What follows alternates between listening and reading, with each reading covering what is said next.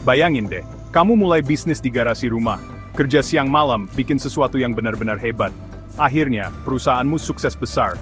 Tapi suatu hari, kamu dipecat, dikeluarkan dari perusahaan yang kamu bangun sendiri. Sakit kan?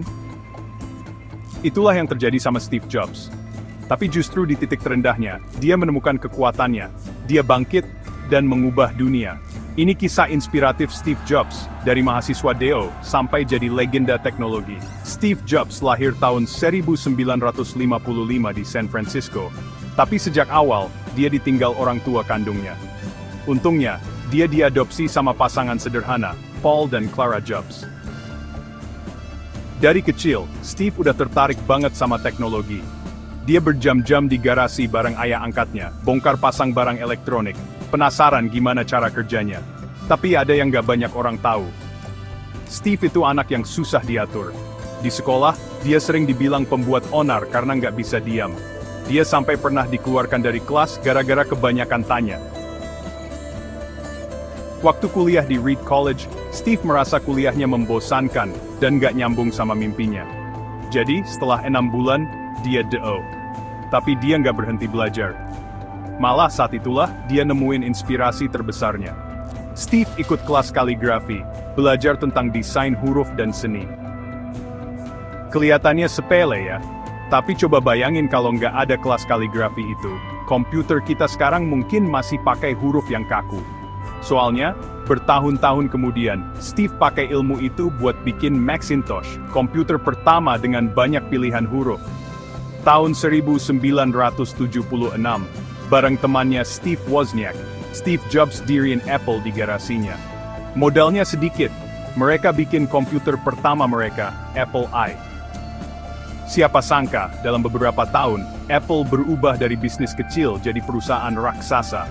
Macintosh yang diluncurkan tahun 1984, komputer pribadi pertama dengan tampilan grafis, bikin dunia kaget.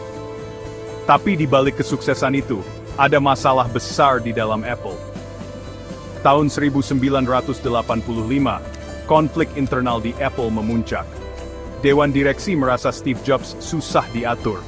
Akhirnya, Steve Jobs dipaksa keluar dari perusahaannya sendiri. Bayangin rasanya. Membangun sesuatu dari nol, mencurahkan segalanya, malah ditendang. Jobs mengaku itu salah satu momen paling menyakitkan dalam hidupnya. Tapi inilah yang membedakan seorang pemenang. Bukannya nyerah, Jobs bangkit lagi. Dia diriin perusahaan baru, Next, yang akhirnya dibeli lagi sama Apple.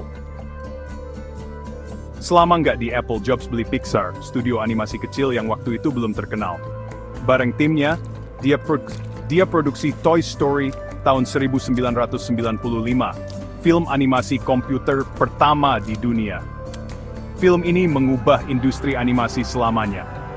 Pixar jadi studio animasi terbesar di dunia, bikin film-film terkenal kayak Finding Nemo, The Incredibles, dan Up. Apple hampir bangkrut, sampai tahun 1997, Steve Jobs kembali. Dalam beberapa tahun, dia ngeluncurin iMac, iPod, iTunes, dan akhirnya iPhone.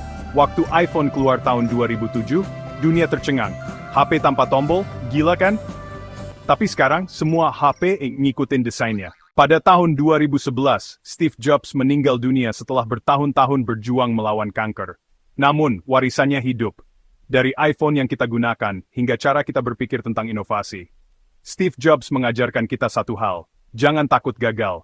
Karena kegagalan bukan akhir, tapi awal dari sesuatu yang lebih besar. Follow untuk tokoh motivasi lainnya.